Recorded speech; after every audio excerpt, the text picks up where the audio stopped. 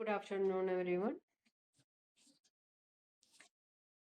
Today we discuss about the comparison of structure variables. നേരത്തെ നമ്മൾ പറഞ്ഞു നിർത്തിയത് സ്ട്രക്ചറും ഫങ്ഷൻസും തമ്മിലുള്ള റിലേഷൻഷിപ്പ് ആണ്. ഒന്നെങ്കിൽ സ്ട്രക്ചറിനെ ആർഗ്യുമെന്റ് ആയിട്ട് ഫംഗ്ഷന്റെ അകത്തേക്ക് വിടുന്നു, അതല്ലെങ്കിൽ ഒരു ഫംഗ്ഷൻ റിട്ടേൺ ചെയ്യുന്നത് ഒരു സ്ട്രക്ചർ ടൈപ്പിലുള്ള വേരിയബിൾ ആവാം. ഇതാണ് നമ്മൾ ഫംഗ്ഷൻ ആൻഡ് സ്ട്രക്ചർ എന്നുള്ള ടോപ്പിക്കിൽ കണ്ടത്. അതിനുശേഷം നമ്മൾ വരുന്നത് രണ്ട് വാരിയബിൾസ് കമ്പയർ ചെയ്യുമ്പോൾ അതിൻ്റെ ടൈപ്പ് സ്ട്രക്ചർ വാരിയബിൾ ആണെങ്കിൽ അതിനെ കമ്പയർ ചെയ്താൽ നമുക്കൊന്നും കിട്ടത്തില്ല, കാരണം അത് സി അലൗ ചെയ്യുന്നില്ല. ഫോർ എൻ എക്സാമ്പിൾ, രണ്ട് ഇൻഡിജർ വാല്യൂസ് ഇൻറ്റ് n1, n2. അപ്പോൾ ഇതിൽ n1 double equal to n2 എന്ന് ചോദിച്ചാൽ n1ഉം n2ഉം തുല്യമാണോ, n1 less than or equal to n2 എന്ന് ചോദിച്ചാൽ അത് ചെറുതോ തുല്യമാണോ, ഈ ഒരു ഇതാണ്. അപ്പം അത് ഈ സ്ട്രക്ചർ വാരിയബിളിന്റെ കേസിലേക്ക് വരുമ്പോൾ അത് പോസിബിൾ അല്ല. പോസിബിൾ ആക്കണം എന്നുണ്ടെങ്കിൽ നമ്മളായിട്ടൊരു കോഡിൽ എന്ത് ചെയ്യണം, പിന്നെ സ്ട്രക്ചർ മെമ്പേഴ്സ് അതിലെ ഓരോ എവരി സ്ട്രക്ചർ മെമ്പേഴ്സിനെ തുല്യാണോ എന്ന് നോക്കണം. അങ്ങനെയാണെങ്കിൽ അതായത് ഇപ്പൊ register number, name, age, total mark, ഇത് നാലും രണ്ട് സ്റ്റുഡൻസ് വാരിയബിൾസ് ആണ് S1, S2. ഇവരുടെ രണ്ട് പേരുടെയും നെയിം ആയാലും രജിസ്റ്റർ നമ്പർ ആയാലും ടോട്ടൽ മാർക്ക് ആയാലും ഏജ് ആയാലും ഒക്കെ സെയിം ആണ്. അപ്പൊ അതിന്റെ അർത്ഥം എന്താ, ഈ രണ്ട് വാരിയബിൾസിലെയും വാല്യൂസ് സെയിം ആണ് എന്നുള്ളതാണ്. ഓക്കെ, പക്ഷെ അത് ഇപ്പൊ S1 double equal to S2 എന്ന് പറഞ്ഞാൽ നമുക്ക് കിട്ടില്ല. ഓക്കെ, അത് സ്ട്രക്ചർ ടൈപ്പ് ആവുമ്പോൾ അതിലെ ഓരോ മെമ്പേഴ്സും തുല്യമാണോ എന്ന് എക്സ്പ്ലിസിറ്റ് ഇല്ല, അതായത് അങ്ങനെ തന്നെ നമ്മൾ കമ്പയർ ചെയ്യണം.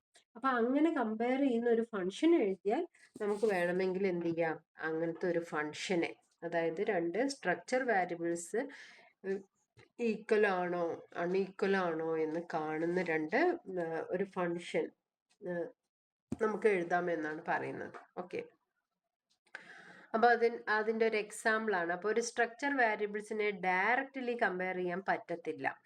ഓക്കെ, അപ്പൊ അതില് stdio ഡോട്ട് എച്ച് ഉണ്ട്, പ്രിന്റ് എഫ് സ്കാൻ എഫ് വരുന്നതുകൊണ്ടാണ്. പിന്നെ സ്ട്രിങ് ഡോട്ട് എച്ച് ഉണ്ട്, കാരണം കമ്പാരിസൺ സ്ട്രിങ് ഫങ്ഷൻസ് യൂസ് ചെയ്തിട്ടുണ്ടാവും. ഓക്കെ, അപ്പോൾ ഒരു സ്ട്രക്ചറാണ്, ക്ലാസ് എന്ന പേരിലുള്ള സ്ട്രക്ചറാണ്. അതിലൊരു നമ്പർ ഉണ്ട്, നെയിം ഉണ്ട്, മാർക്ക് ഉണ്ട്. ഓക്കെ, ഈ മൂന്ന് മെമ്പേഴ്സ് ആണ് ഉള്ളത്. അപ്പോൾ അതിൽ നമ്മൾ student1, student2, student3 എന്ന് പറയുന്ന മൂന്ന് സ്ട്രക്ചർ ക്ലാസ് വാരിയബിൾസ് ഡിക്ലെയർ ചെയ്യുന്നു. കൂടാതെ ഒരു എക്സ് എന്ന ഇൻഡിജർ വാരിയബിളും നമ്മൾ ഡിക്ലെയർ ചെയ്തിട്ടുണ്ട്. ഈ student1നെയും student2നെയും ഇനീഷ്യലൈസ് ചെയ്തിട്ടുണ്ട്. ഓക്കെ, അതായത് register number, name, total mark എന്ന് പറഞ്ഞിട്ട്. അപ്പം അതിൽ student1, student2, student3 just declare ചെയ്തിട്ടുള്ളൂ. ഇനി നമ്മൾ നോക്കുകയാണ് student3 equal to student2. Okay, ഇതാണ് നോക്കുന്നത്. student3 എന്ന് പറഞ്ഞാൽ student2 ആണെന്ന് നമ്മൾ പറഞ്ഞു, അതായത് അത് അങ്ങനെ അസൈൻ ചെയ്തു. അസൈനിങ് ആണ്, അല്ലാതെ കമ്പാരിസൺ അല്ല. Assigning is possible. ഓക്കെ, രണ്ട് വാരിയബിൾസും ഒന്നാണ്. അപ്പൊ S2ഉം S3യും ഇപ്പൊ തുല്യാണ്. ഇനി നമ്മൾ നോക്കുകയാണ് student3യുടെ നമ്പറും student2ന്റെ നമ്പറും മാർക്കും കൂടാതെ രജിസ്റ്റർ നമ്പറും തുല്യമാണോ എന്ന് ചെക്ക് ചെയ്യണം. അതും കൂടെ വേണം കേട്ടോ. അതായത് എന്താണ് ഇവിടെ എക്സ്ട്രാ വേണ്ടത്, അതായത് student3 ഡോട്ട് എന്താണ് reg number, okay, equal to student2 dot reg number, ഒരു ഡബിൾ ആംപർസാൻഡ് തന്നെ യൂസ് ചെയ്തിട്ട് അതും കൂടെ ഇവിടെ വേണം. പിന്നെ നമ്മളുടെ ഈ ഒരു എക്സ് ഈക്വൽ ടു, അത് യഥാർത്ഥത്തിൽ ഇതെന്താണ്, കണ്ടീഷണൽ ഓപ്പറേറ്റർ ആണ്. അപ്പോൾ ഇതിൽ രണ്ട് മെമ്പേഴ്സിനെ ഇവർ കമ്പയർ ചെയ്യുന്നുള്ളൂ. നമ്മൾ എന്ത് ചെയ്യാണ്, മൂന്നാമത്തെ രജിസ്റ്റർ നമ്പറും കൂടെ ഇൻക്ലൂഡ് ചെയ്യുക, ഒരു ഡബിൾ ആംപർസാൻഡ് ഇട്ട് കൊടുത്ത് ഇൻക്ലൂഡ് ചെയ്താൽ മതി. അപ്പൊ അതാണോ എന്നാണ് ചോദ്യം. ആണെങ്കിൽ 1 റിട്ടേൺ ചെയ്യും, അല്ലെങ്കിൽ 0 റിട്ടേൺ ചെയ്യും. ട്രൂ 1 ആണ്, 0 ഫാൾസ് ആണ്.